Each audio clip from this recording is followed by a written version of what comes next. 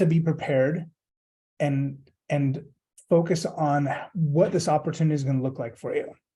What I'm going to show you guys is literally how I built my business for years and years and years. This is how I literally sold 40 to 50 properties by myself, year in, year out. And I'm going to show this to you guys. And for those, some of you guys are going to look at this and be like, oh, this is stupid. And some of you guys are going to really dive in deep and be like, this is amazing. I want to make this thing happen and be part of my regular, my life as far as business is concerned. Okay, I'm going to share my screen with you guys and we're going to just jump right into it. Okay. All right. So today we're going to be talking about canceled listings, expired listings for sale by owners, just listed, just sold, going to their home. Now, we all know that when we are with clients or when we are with face-to-face with prospective buyers and sellers, that we have a higher probability of creating an opportunity to connect with them on a level that's going to allow them to be able to know, like, and trust us so they do business with us in the future. It's a lot harder to have that conversation over the phone than it is in person. And so when I would go every single morning, I'd wake up. This would be my routine. I would go and I'd pull up. Now, you know, like everyone has a different MLS. It's irrelevant, right? You guys all know how to use your own MLS. But just so you guys understand, like when I would go on the MLS, I'd pull up the expireds and canceled. I went back on here like 3-4 months, but like if I was going to do this like on a daily basis, I would make it to where I would say, well, show me all the canceleds in the last 2 days, or show me all the expireds in the last 2 days. I pulled up like since last November, just so that you guys can see that there's, you know, bigger audience. And what I would do, well, you know, let's actually do that. Why don't we do that right now? Let's go from, let's see, beginning of this month. I'll do the same here. Okay. So here's from the beginning of this month. In this MLS, there's 424 of them. Now, let's say I wanted to isolate, you know, a specific area, right? I'm going to go in here. I'm going to click on this button. It's going to tell me that this property actually closed. It canceled and relisted and closed. So I'm not going to obviously go to that one. I'm going to pick the ones that canceled and haven't been relisted yet, right? So this is one property. I could look at this. Now, the way I'm going to decide if I'm going to go to this listing right now is I'm going to go to the very bottom and see how many days it's been on the market. This listing had been on the market for only 6 days. If it's been on the market for 6 days or it's been on the market for less than 30, then I skip it. The reason is because sometimes when people prematurely list a property predicated upon an event happening, like a job transfer or a divorce or whatever it is, they get excited. They, you know, proactively take the approach of getting the home on the market. And then that life event that was going to cause them to make a move no longer happens. And because of that, they take the home off the market. And so this would be a waste of time to go to this person's house, right? And so I'd skip that. And so I'm looking for someone that's got at least 30 days on the market, or it was on the market for 30 days. So we got this one here. Look at it. See, this one's 23, so it's kind of right on the borderline there. So I might skip that one as well. Again, I'm looking for 30 days or less. This one's active on the market now, so I'm going to skip that.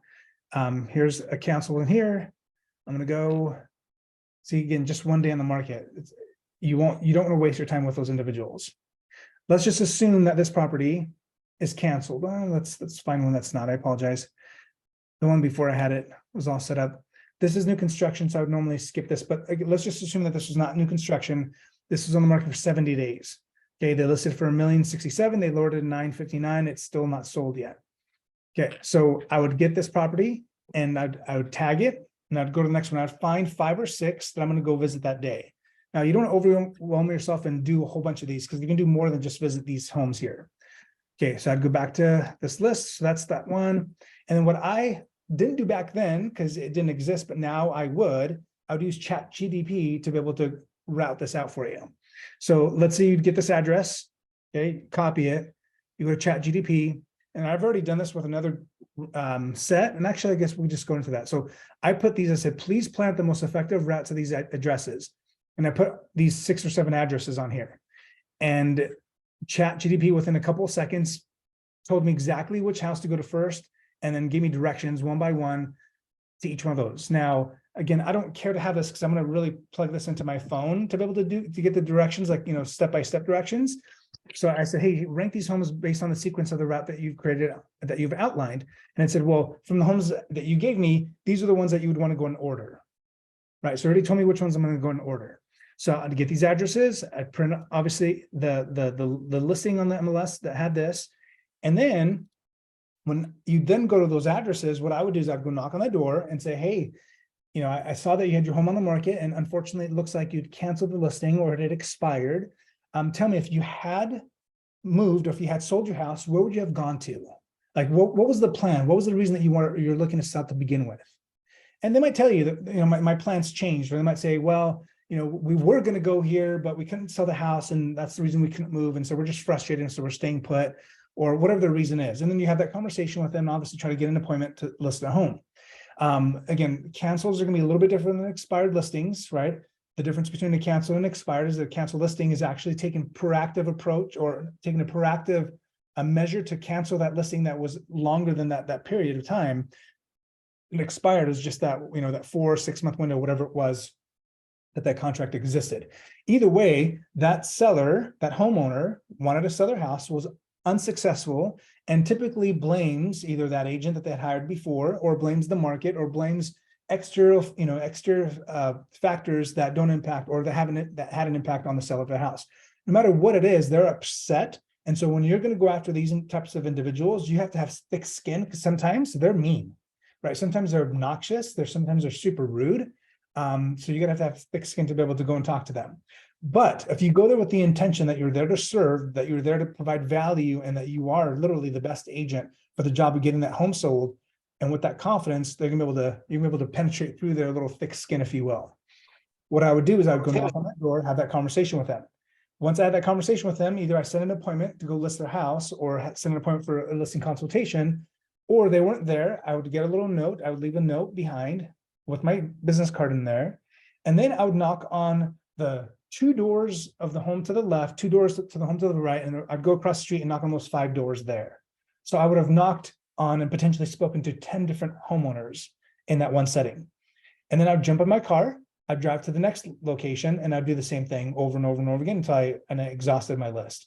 Now, because I did this every single day, I would have no more than, I think it was like 6 or 7 every single day I do. So it did get overwhelming, and it would take me probably about an hour and a half to go through that list every single day.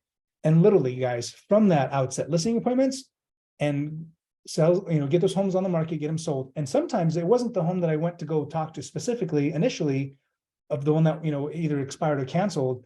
I would end up talking to the person next door and listing their home, right? And that's the reason you want to knock on and do the circle prospecting that way. Now, back to this list right here, you could do expireds and cancels, but then you could also do active listings, right? So here are all the active listings that are available, based in a specific area. And obviously, when it's this close, you can literally knock on these 2 doors, around the same time, or just like if you get super close, you can knock this whole little cul-de-sac here, or this, these couple streets here. And I'd do the same thing. I'd go knock on these doors. I wouldn't knock on the door that was listed, right? Obviously, you can't have that conversation with them, but you can have a conversation with the people that are on either side and across the street, or just that, the 10 homes that are surrounded by that house. And you guys all know that script. If you guys don't know it, look it up. Hey, wanted to let you know, were you aware that your neighbor just listed their house? They have their home, it's a 4-bedroom, 3-bath house. It's 2,700 square feet, listed for, 1.2 million, whatever the price is. Want to know if you had any buyers that might potentially be interested in buying the home and becoming one of your neighbors. No, and then you go in the script of, how long have they been there, and yada, yada. You guys know that part. And then you do that over and over and over again. Same thing with for sale by owners, right?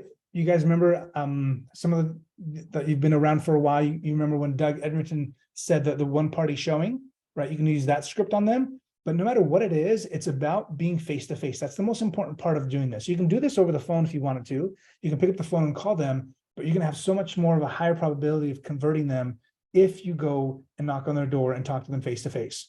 Now, sometimes it's going to be ineffective, right? You're not going to be able to they're not going to be able to be there. Sometimes I'd go back. Like, normally my window of time in which I'd go knock on doors were between 8 in the morning and 10 in the morning. Because after, like, if someone has a day off, I'd be able to catch them. If they're taking their kids to school, within that window of time, they're either already taking their kids to school and they're already back, or they're getting ready to take their kids to school. And so I'd be able to catch them. And again, I know that it was inconvenient. It never is convenient to knock on a door. And I would have this mindset sometimes that, oh gosh, I'm inconveniencing them and I'm bothering them. So I try to quickly, speed up and say what I was going to say super quickly. And it didn't work. It wasn't received well. So I've realized that I needed to be calm. I needed to be like, hey, listen, I know that you're getting your kids off to school. The reason I stopped by here is, and then you tell them why you stopped by there and why you're talking to them, whatever the reason is. And then say, hey, I would love to be able to come back when you have more time. Is this afternoon at 4 or 6 available, or 6 or 4 better for you, or tomorrow, right? Like set an appointment to go talk to them when it is convenient, when they are ready for you. When you said that, you didn't apologize. You didn't say, I'm sorry for bugging you. No.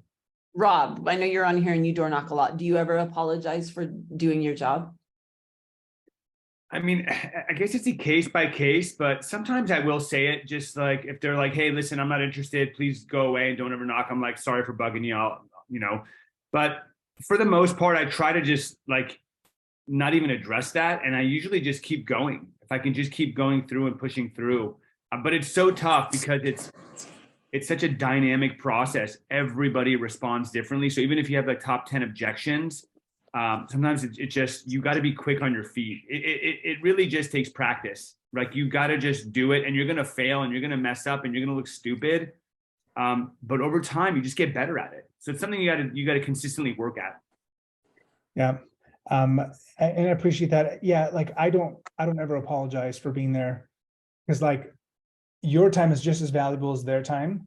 And sometimes they're having a pissy day. Sometimes something happened, whatever their circumstances are, that's causing them to be grouchy, and it's not your fault, right?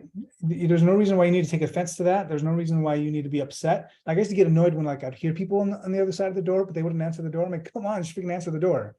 But then I realized, like, what if they're naked, right? What if they're doing whatever they're doing? Like I give them permission to do what they want to do, because I'm there to be able to see if I can make a difference in their lives. And the biggest part of it is, for me, is I always felt like when I came to the door, I had something of value to give to them. I wasn't bothering them, just say, hey, how's it going? Like that was not my intention. My intention was to say, hey, listen, did you know this? I'm here to help you. And if you ever see a little non-soliciting sign, right, do not solicit, you guys, I would still knock on that door, because I didn't feel like I was selling anything to them. I was asking them, and I was providing service, which is different, in my opinion. So I would knock on the door. In fact, I remember once, Rob, you'd appreciate this. I was in Quail Hill. I think it was in Quail Hill, which is the newer one. There's like 2 Quails. One's new, one's old. No, Quail Hill Is newer. Okay, so I was that's where you used to farm. Say again. That's where you used to farm. Yeah. So there's this one. Like they have homes that are super, super tight right next to each other. And sometimes they'll have like 4 homes, and it's like just right crammed on top of each other. And they'll sell back in the day for like 600,000. I'm sure they're like freaking over $1 million now. They're like 1,200 square feet houses. Anyway, so I remember I came to one, and it had like this freaking long old note said, if you effing knock on my door and you're not invited here, I'm going to like, it just like went off on like basically threaten the crap out of you if you knock on their door. And normally, like, I was like, whoa, this is pretty intense. Like, this guy's gonna be aggressive. And I for a minute thought, no, I'm gonna skip this house, right? This guy's belligerent, but I did it anyways. Like, fuck it. Excuse my French. I knocked on the door, and that guy came out, and he like had like this look on his face, like, are you kidding me? Did you not read the sign? But he wasn't like obnoxious about it. He's like, hello. I'm like, hey, how's it going? This is Nazar. And then I just went into my script. He was so blown away that I like just talked to him, and what I had to say was good. Like, I'm like, hey, this is what, what just sold in your neighborhood. And he's like, no, I have no intention of selling. I'm like, hey, cool, have a great day. And that was it. So don't be afraid to have conversations with people.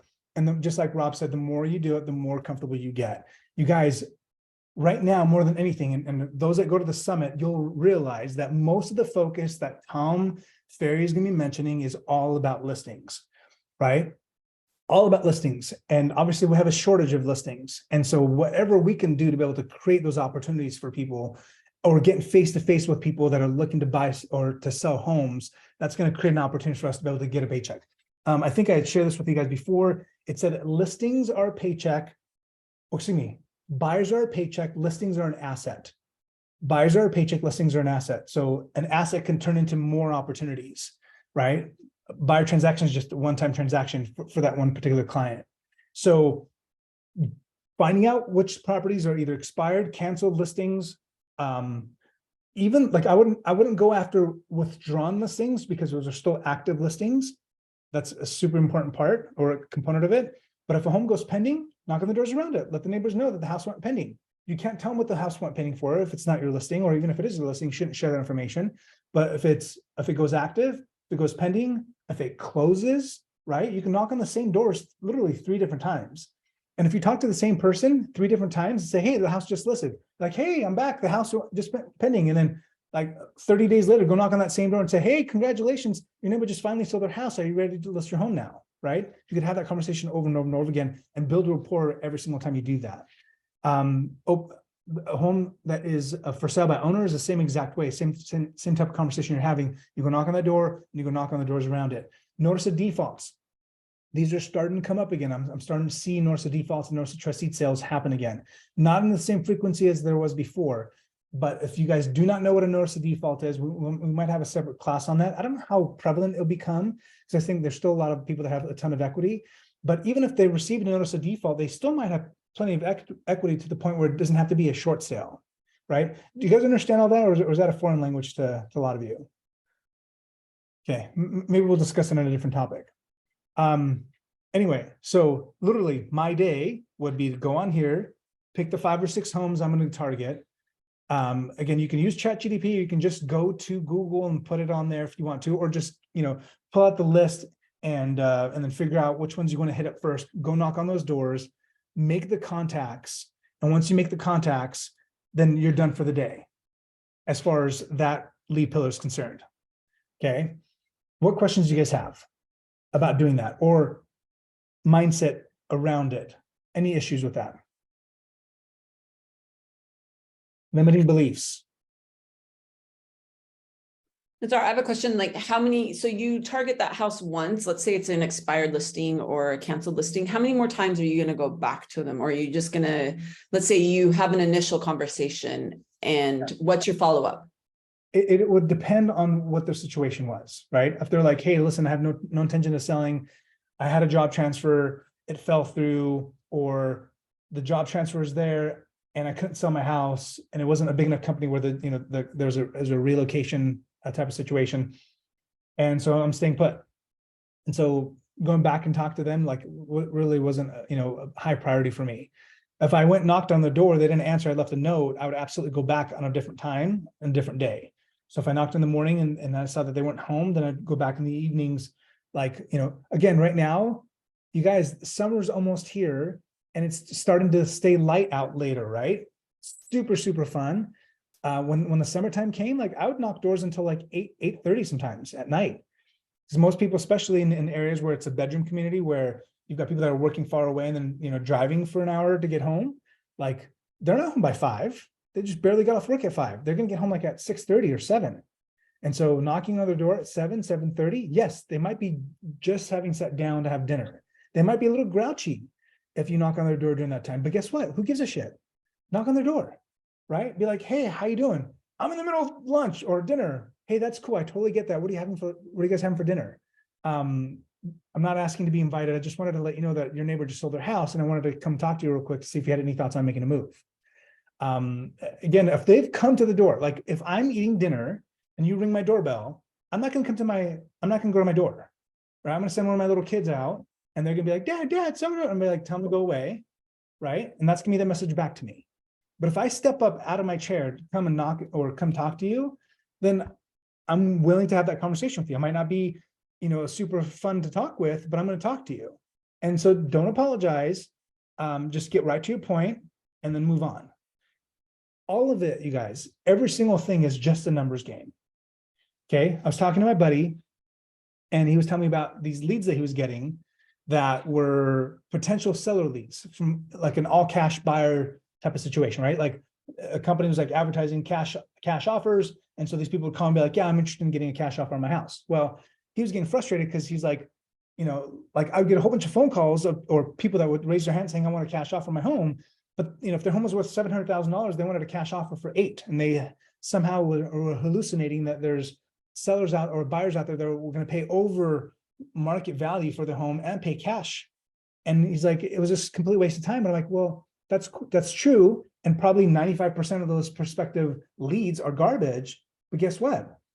1% of those people are going to say, yeah, I want to cash offer my home, and that sounds great to me. And there's probably going to be another 2 or 3% that are going to say, you know what? I don't want that cash offer because it's super low, but I actually want to put my home on the market. So let's talk about that, right? The whole point is, like, you have to go through the 95 to get to the 5 that actually want to transact with you one way or the other. And it sucks. And you can complain and bitch about the 95 that you had to go talk to, but then the 5 that you do, we get paid very handsomely for what we do, don't we? Right? Like, you have these conversations, you sell a home, you make a good chunk of change. And so don't be afraid of the hard work that's needed to go and talk to those, you know, kissing those 95 frogs, metaphorically, to be able to get to your prince or princess that you're looking for. Any other questions or thoughts you guys have regarding door knocking and making a connection? Limiting beliefs.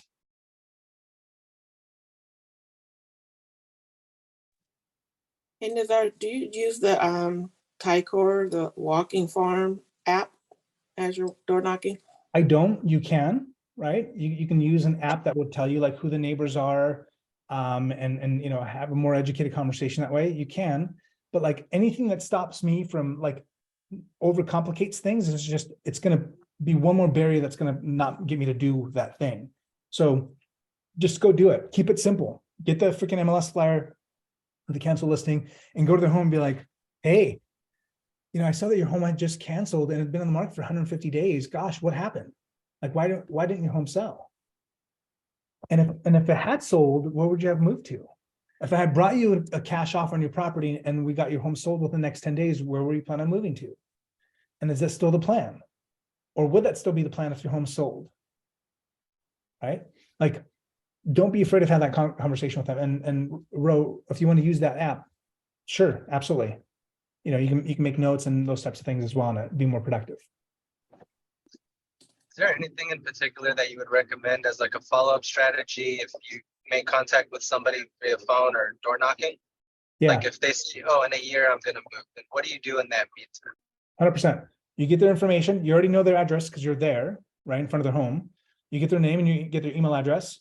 You put them in Follow-Up Boss, and you set them up to receive seller alerts, right? So that they're getting monthly just sold data.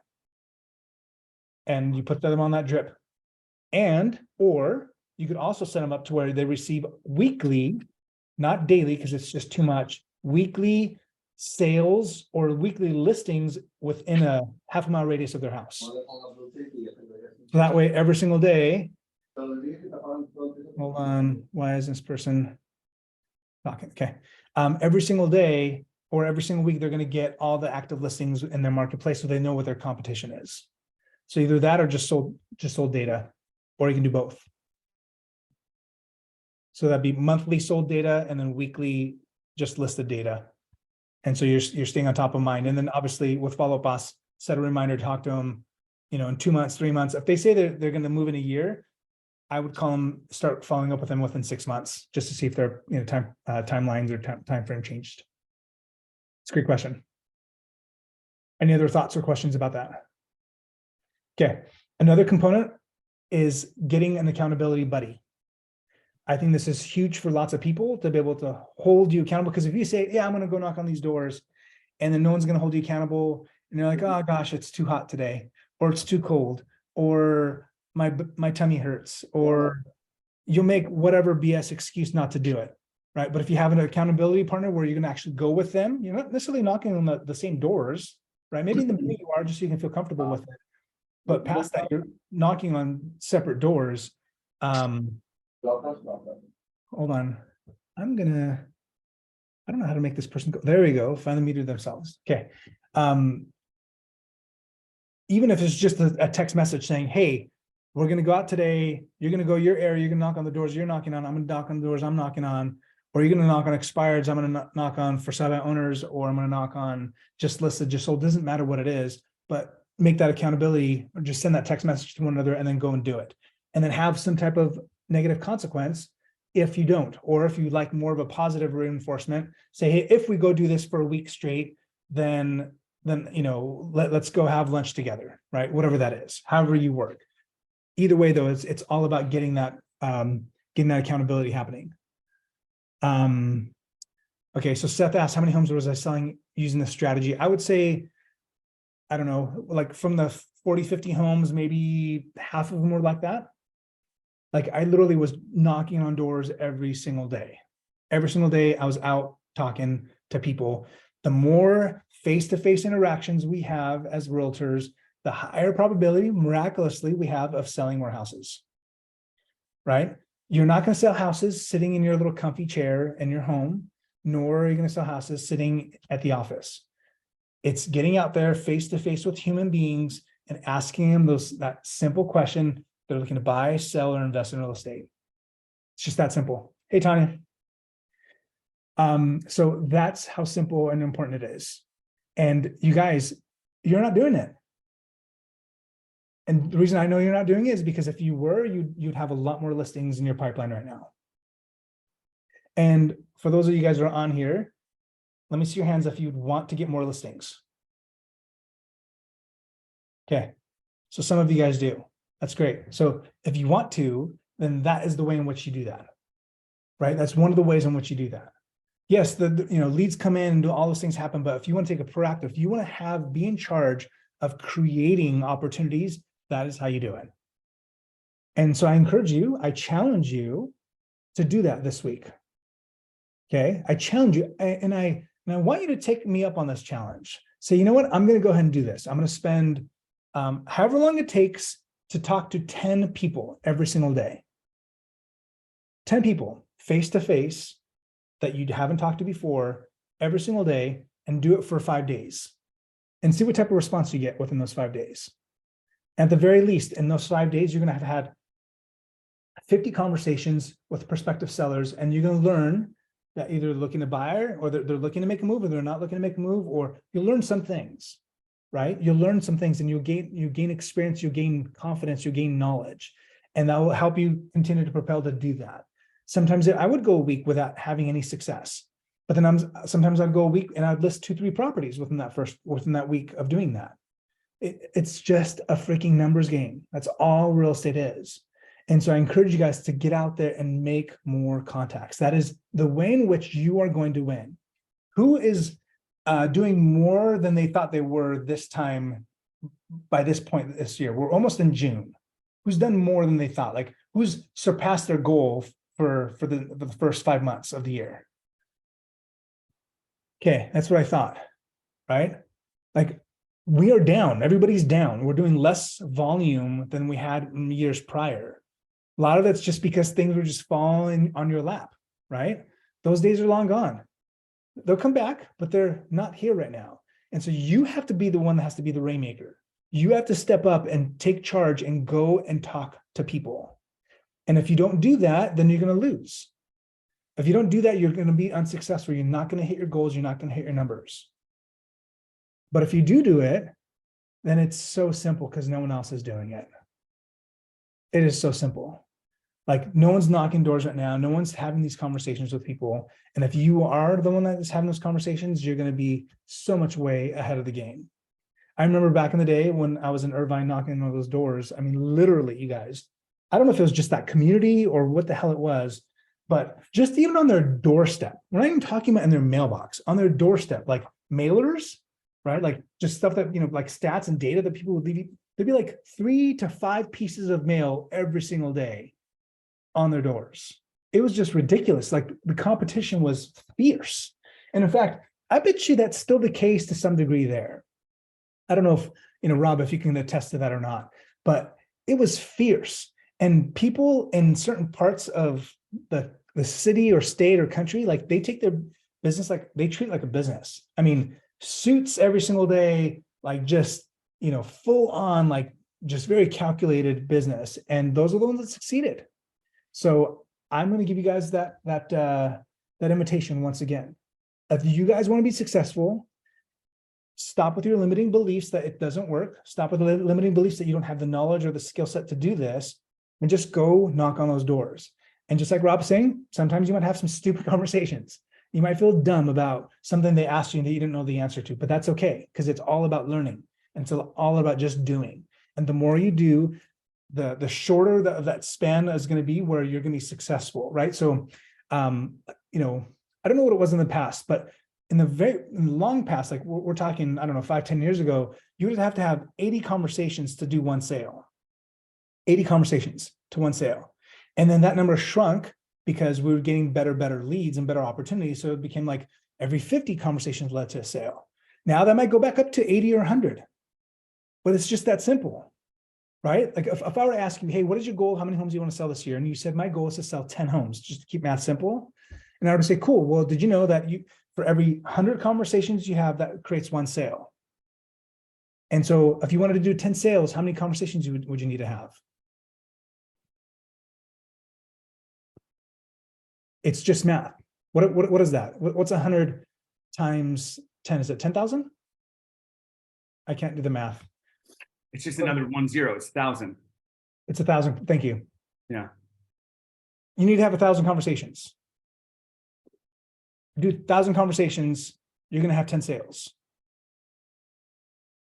Freaking track them. How many conversations have you had? And if you keep on tracking them and that conversation is like, well, gosh, you know, actually only had to have 80 conversations for a sale. That's fantastic, right? You get to know those numbers, and those numbers are going to be, there's some general rule of what it is overall. And I would use that 80 to 100 as an overall theme. But then when you start doing it yourself, you realize that, gosh, I'm actually a lot better than the average. You know, I only need to talk to 50 people before I have a sale happen, or I need to talk to 150 because I suck and I need to better my skills. Right? But the more conversations you have, that window gets smaller and smaller. Okay, guys, this is it. It's simple, it's easy, it's effective, and those that will do it will be successful. Those that don't, you guys continue doing what you're doing, and you'll have the same level of success as you've had in the past, or less, just because the market's changed. Any other thoughts, questions, concerns before we wrap it up? Okay. Awesome. All right, guys, go knock on some doors, talk to some people. And then if you guys get some really cool success stories, please shoot me a DM or send me a text message. Let me know how your experience went. Or if you had a shitty experience too, let me know. It'd be kind of fun to hear. So I have had tons of shitty experiences I can share with you guys, but I'll save that for another day. All right, guys, have an awesome Thursday. Good luck this week. Talk Talk to you guys later.